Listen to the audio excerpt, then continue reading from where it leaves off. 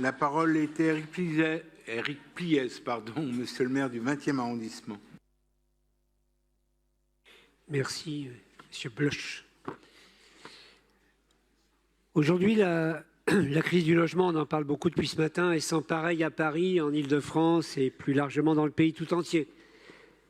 Avec 2,6 millions de demandeurs au plan national, un taux de rotation en baisse constante et un accès à la propriété toujours plus difficile, c'est toute la chaîne du logement qui est bloquée.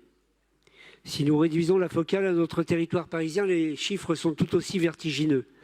Aujourd'hui, c'est presque 240 000 demandeurs de logement social que compte la capitale. Et bien que ce sujet soit toujours épineux, le problème semble aujourd'hui insolvable.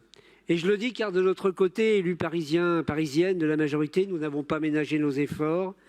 Je remercie d'ailleurs Jacques Baudrier ainsi que son prédécesseur Yann Brossat, qui à la demande de la maire de Paris ont continué malgré les contraintes à produire tout ce que nous pouvions produire, attribuer tout ce que nous pouvions attribuer, réhabiliter tout ce que nous pouvions réhabiliter, en constatant progressivement l'abandon de nos partenaires publics les uns après les autres. Souvenez-vous, le premier gouvernement d'Emmanuel Macron qui nous promettait, grâce à la loi Elan, un choc de l'offre qui ne s'est jamais produit.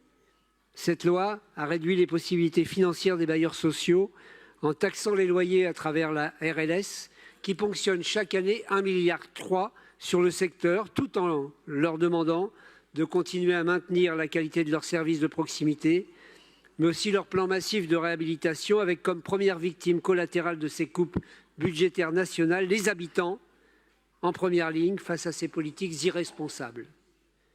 Crise amplifiée par la région Île-de-France qui a décidé dans son budget 2025 de couper les financements au logement social, percevant ce sujet sans doute comme une simple variable d'ajustement budgétaire.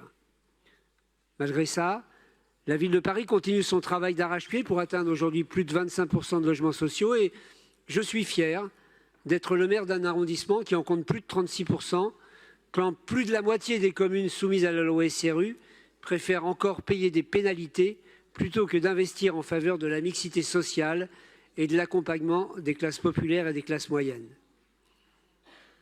L'enjeu du mieux vivre dans son logement nous occupe également et je remercie mes collègues parisiens et les bailleurs sociaux pour leurs efforts en la matière. Je vous le rappelle, d'ici 2030, notre objectif est de réduire pour le pacte social de 35% la consommation d'énergie et de 50% d'ici 2050.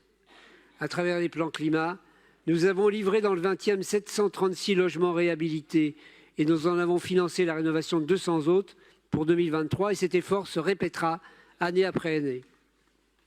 Dans notre arrondissement, plusieurs opérations phares me viennent en tête, comme la réhabilitation du quartier Métra Le Maître Rigole, par un travail remarquable sur les espaces extérieurs et les façades, mais aussi, une façon de répondre à une intervenante précédente, sur l'accessibilité. En ces temps où nous devons nous adapter au vieillissement des locataires et accompagner du mieux possible celles-ci et ceux-ci dans les contraintes du quotidien. Face à la crise, il est également nécessaire de nous adapter et de réfléchir ensemble au logement de demain. Le 20e veut se positionner comme un acteur majeur dans ces réflexions. Notre arrondissement est porteur de différents projets innovants et tourné vers de nouveaux modes d'habiter. Nous avons récemment inauguré une coopérative d'habitants portée par des acteurs engagés qui propose un modèle nouveau et encourageant pour la suite. Dans le quartier en rue de la Porte de Bagnolet, le 20e porte un projet en lien avec la Foncière de Paris, un projet qui verra la construction de 140 logements en bail réel et solidaire. Ce nouveau mode d'accession à la propriété. La priorité donnée au logement dans ce budget 2025 doit nous permettre d'amplifier nos efforts pour une ville qui se bat dans un contexte très dégradé pour produire des logements abordables et répondre aux exigences environnementales. Merci. Merci beaucoup.